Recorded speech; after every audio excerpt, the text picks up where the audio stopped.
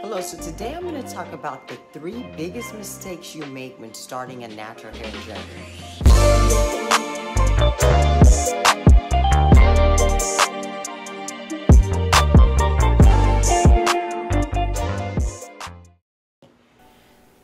The definition of a journey is an act of traveling from one place to another. And the types of journeys that I'm going to discuss in this video are lock journeys, where you go from loose natural hair to lock natural hair, transitioning journeys that take you from relaxed to natural hair, and then the healthy hair journey, where you go from damaged natural hair to healthy natural hair. So we're going to start off with locks. The biggest mistake that I see people making a lock journey is having an expectation of how you want your locks to look without doing any research of the process.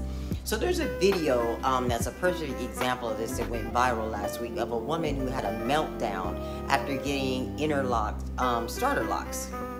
Her TikTok is Fine Dog Mother.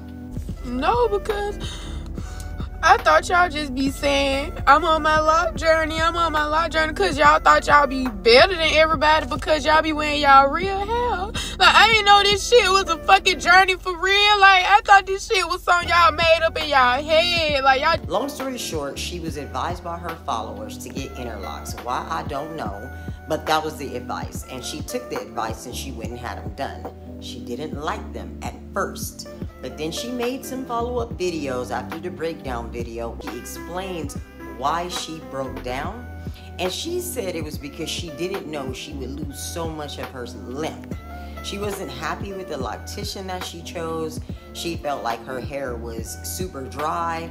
And then she said that the roots of her interlocks looked like, in her words, BDBs. This is what I mean by having expectations already set for how you want them to look in your mind. And it's also why research, and more research, is so important. Had she just taken the time to learn about the interlock process or the stages of locking in general, she would have known shrinkage, depending on your loose hair shrinkage level, is gonna affect the same lock shrinkage level. It's not going to be any different. If you have high shrinkage level when you're loose natural, the same applies when it locks. You're going to definitely lose length. Be prepared. Check out my videos, 6 things I wish I knew before I started my locks, and 9 tips you need to know before starting your locks. All that information's in there for you. The second biggest mistake I see people make during their natural hair journey from relaxed hair to natural hair is having unrealistic expectations of what your hair's capable of achieving. And I can recall vividly during the early 2010s, when the whole natural hair boom kind of happened, and YouTubers were really coming out of the woodwork sharing their natural hair journeys. They were showing the type of products that they were using. They were showing the type of curl patterns that they had, following the curl typing, the typing system, the hair typing system. And most of these women had the 3B, 3C hair type. These were the videos that would often go viral, or their channels really blew up fast. Their channels were taking off though, because women who didn't know their hair and who were still kind of following that whole European beauty standard of the good hair being the looser pattern and the silkier texture, they were striving for that look. And so they're looking at videos of women with 3B, 3C curl patterns, thinking that if they use a certain product, their hair is going to look the same. So this goes back to not having the education behind their hair, because they were overlooking the major factor that makes our hair look the way it does as individuals, and that is genetics. They were thinking that their hair could look a certain way based on what's in a bottle. And then they would go out and buy that particular bottle.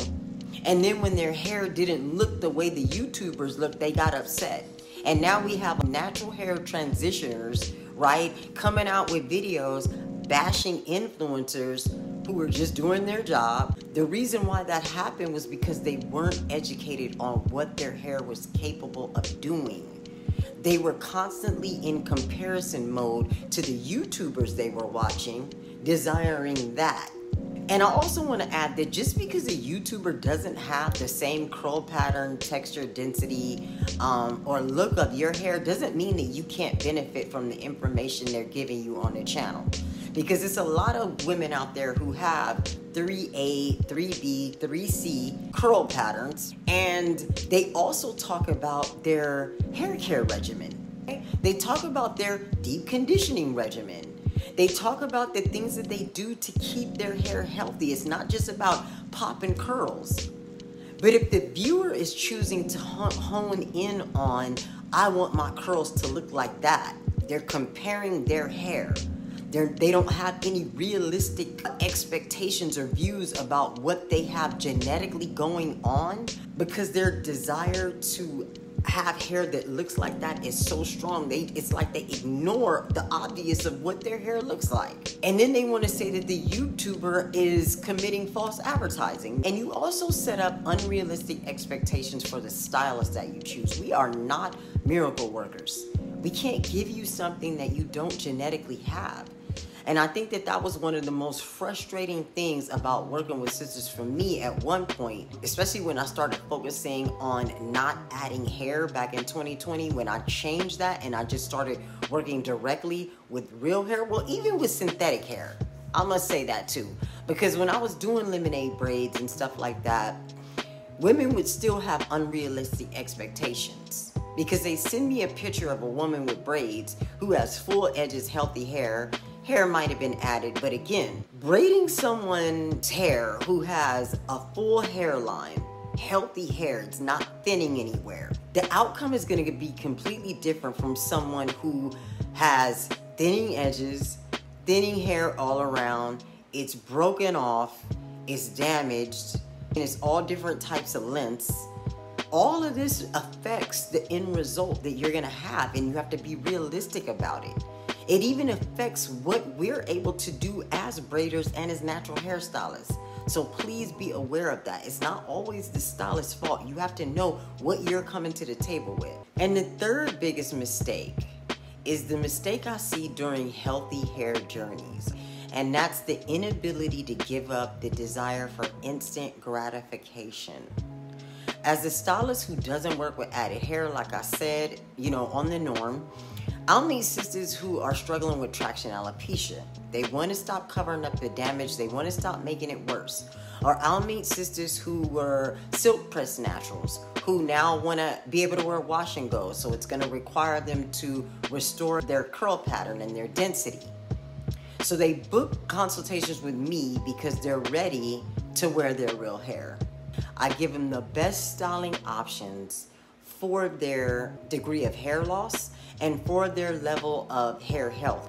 I don't ask them to show me pictures of what they want in a photo, because what they want may not be what they can have. So I'd rather present them what they can have.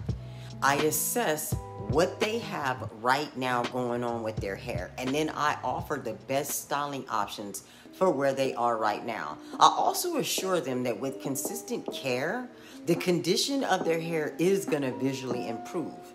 And usually they'll come in, they'll get that one style, and you know what? I don't see them again, or at least not as consistently as I explained that they would need to come to get the result that they desire. And I know not to take it personal, because in so many instances, these clients come back and they tell me months later, after they scheduled a trim or some special treatment, even though the care is not consistent, they will do that.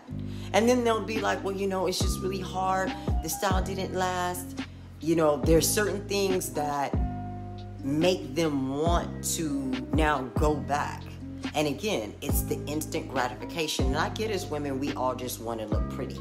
But in order to end the cycle of staying exactly where you are with the health of your hair and getting to the goal that you want, you have to do something different. You can't do the same thing. So here's a pro tip for the healthy hair and transitioning to natural journeyers. Take some time out and start shampooing and conditioning your hair at home. Learn how to detangle it. If you do this consistently, you're gonna start assessing how your hair looks and feels. It doesn't require styling skills. What's gonna happen is you're gonna build a new outlook on your hair. You're gonna be more connected to it. You're gonna see how it responds to shampoos and conditioners. You're gonna see what technique works best for you when you're detangling it. And I have several videos on my channel here that are meant to help you learn how to build a loving relationship with your hair through taking care of it. And if you're feeling stuck, or you have questions, or you just need some words of encouragement, drop a comment below. This is why I do this. I do this to help you. So thanks for watching. Don't forget to like, comment, and of course subscribe to my channel. And I will see you in the next video. Peace.